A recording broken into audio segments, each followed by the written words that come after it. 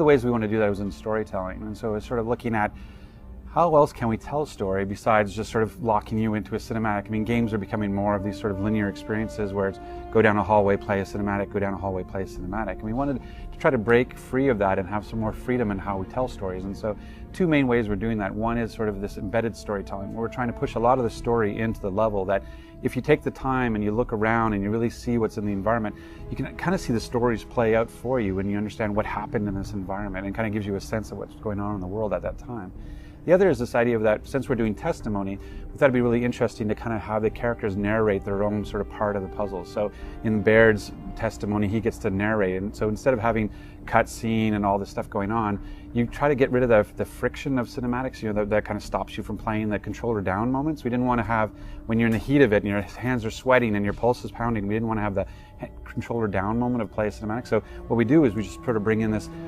otherworldly present-day voice that's talking to, giving testimony to the Colonel to say, here's what happened, here's how it played out. And so we're able to use that to kind of keep the player engaged in the gameplay. And what's really cool is then we can use the declassification system to alter that. So then every time you say like, oh, I want to take on dark wretches, then Baird will narrate, we were shocked to find out there were dark wretches in the city, and that kind of thing. So you can actually play with the narration as well as the gameplay. And the narration is really focused on getting you through sort of the testimony that you're going through for that kind of mission, but it's not really focused on the sort of adaptive, Bastion-like, watching the character and reflecting everything. He woke up and walked to the town. Like, we don't really get into that side of it, but the notion that there are specific choices that you're going to make along the way, and the characters will comment on those choices. We learned a lot from Gears of War 1 for storytelling, and that was in terms of going back and looking at sort of like how could we make story better as we went along for 2 and 3, was that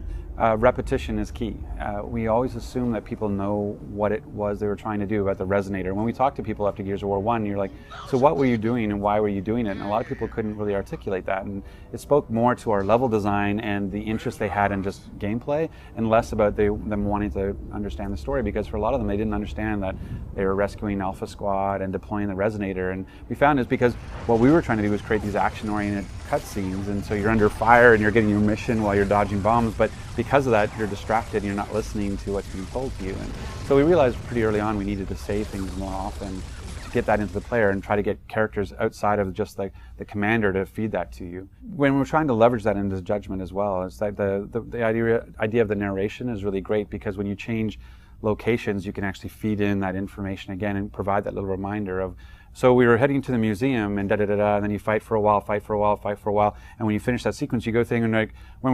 we arrived at the museum and you're like, oh okay, I'm going to the museum, because now when you talk to people about House of Sovereigns in Gears of War 1, people have no idea what level you're talking about, because that name never registered to them, in terms of how we displayed it. So it's been really great to kind of use those lessons and provide that into the Judgment story. So we had a story director of Pixar come in, and we did this weekend workshop, one-day workshop with him, where he talked about how they do story at Pixar in terms of storyboarding, and how this idea of the controlling statement, how you do character breakdowns and what they fear and what they love, and really talked about how they work that process, and getting to see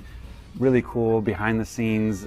video on things they had to throw away from the movies, but stuff like simple things like Woody's motivation through all 3 of the Toy Story movies were about the fear of abandonment, and so every movie was about that. And that's something when we think about now in terms of our storytelling, we think about what are the characters' motivations and how do we reinforce that and how do we use that into our storytelling. And so Matt Lunn has been giving talks at places like GDC and other industries, and they actually do a lot of other game companies, and it was just something that we've been trying to improve on storytelling since we started, and so this seemed like a natural way of getting a little bit of insight into what we consider to be the best in the industry, how they tell stories, and what can we learn from them. It's been great as we sort of look at other projects about how we can use those sort of processes to think about characters and think about arcs and motivation.